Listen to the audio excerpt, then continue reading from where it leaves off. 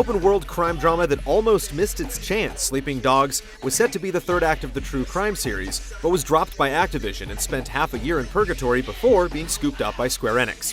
Reincarnated and ready for chaos, is Sleeping Dogs worth a few of your waking hours? I can't believe she's real. Oh, Ricky. She's too perfect to be real.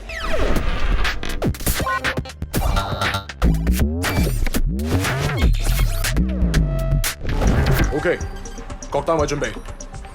Wei Shen is a San Francisco cop who returns home to Hong Kong as an undercover agent, working to infiltrate and bring down the powerful triad organization known as Sonan Yi.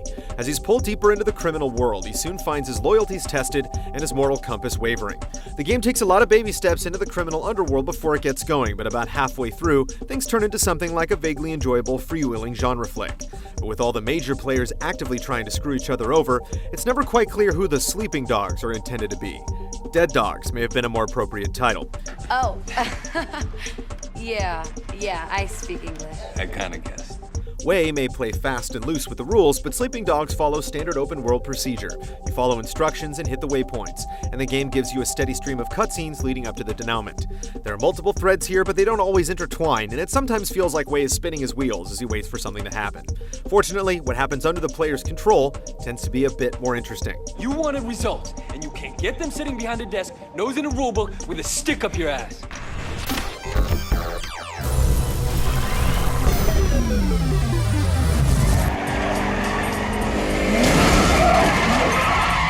Sleeping Dogs feels a bit wild, but it doesn't buck tradition when it comes to world design, dropping you into a classical GTA-style open environment where you're encouraged to have a good time and willfully disregard any laws concerning public safety. The world is your playground, but as in other open-world games, if you want to experience everything the game has to offer, you'll have to accept your lot as a glorified errand boy. When you're on the clock, you'll alternate between taking orders from and doing favors for your police bosses and triad superiors. You'll brawl, shoot, dive, and shop as required.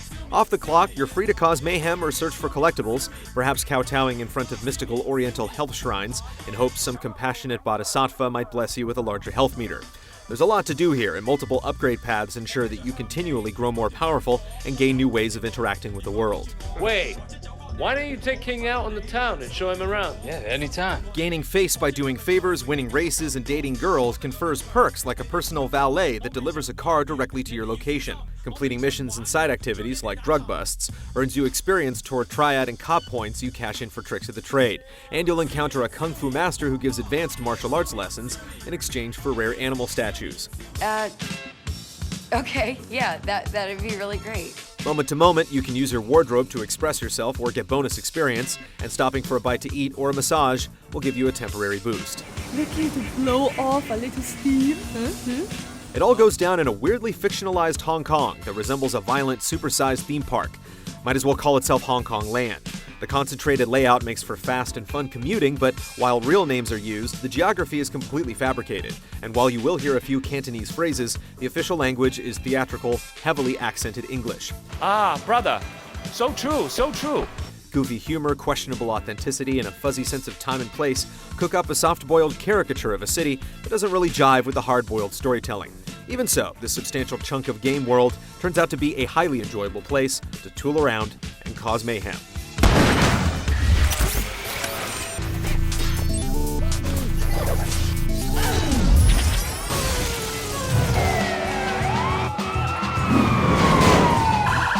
Well-tuned mechanics and a multi-talented protagonist help you make the most of what Sleeping Dogs has to offer. As a part-time cop and part-time triad enforcer, Wei Shen can consider ass-kicking a full-time job. You're frequently called upon to demonstrate your martial arts prowess, and Wei proves to be extremely capable, fluidly moving from attacking to counter-attacking in a way reminiscent of Rocksteady's recent Batman games. Though not quite as elegant as the timing-centric way of the bat, Sleeping Dog style creates some complexity with light and heavy strikes and an assortment of grappling techniques. Tougher fights sometimes feel overly reactive, as certain foes tend to counter many of your offensive options, but skill is consistently rewarded, and weaker enemies give you a great opportunity to show off. Wei also shows some pep when it comes to getting around, his excellent mobility allowing you to scale walls and hop over gaps with ease. Hitting a button at just the right time lets you finesse your way through environments more quickly, so it never feels like your character is on autopilot. Cars, bikes, and boats vary widely in terms of performance, but pretty much anything worth driving has been given a gratifying combination of speed and handling that makes getting around the city a pleasure. The fast arcade feel and well-laid roads bring surprising playability to races that would feel like chores in other open-world games. Finally, if you need to change vehicles in a hurry, a high-speed hijacking accomplishes the feat with style. When firearms do come into play, they feel powerful and decisive, even if there's some occasional awkwardness to moving and taking cover. It's rare that you'll find a gun just lying around, but when the situation calls for some firepower, you'll find it close at hand. If you find yourself in the passenger seat holding a submachine gun, you know you're in for some fun. Minigames stand in for involved activities like picking locks, hacking data, and so on. They serve their purpose well in that they add a few nuances to the business of undercover thuggery. Triangulating a cell phone signal is an engaging multi-step process, but the tasks you perform most often quickly become repetitive once you figure out the trick. There's no variation in terms of method or difficulty. If you've hacked one security camera, you've hacked them all. The lazy and wholly unappealing karaoke, on the other hand, will bore you from the get-go, and underdeveloped elements like cockfighting and a watered-down version of Mahjong fail to enrich the game in any real way.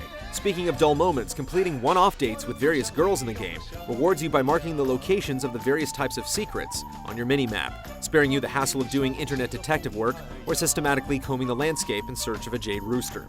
It's a much better reward than implied sex with girls that look like creepy mannequins. Oh, this sucks. I wanted some pictures for my blog.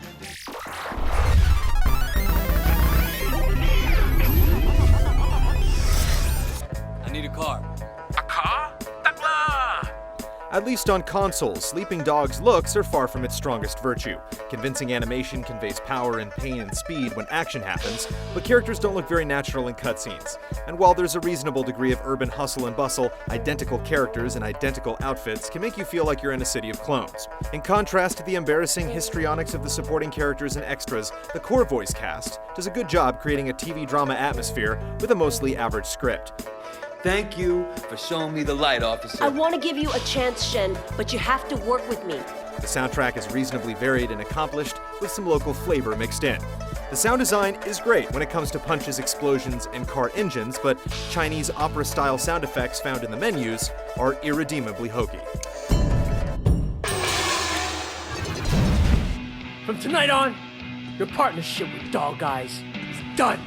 Well-tuned driving and fighting ultimately outweigh Sleeping Dog's inconsistent tone and relatively modest production values. The ability and status of your character ramp up nicely, and you'll have plenty of opportunity to exercise your power in a well-constructed playground. Sleeping Dogs isn't quite best in breed, but there's a reason it was adopted by another publisher. I guess we'll see what it takes to get it out of you. Eventually.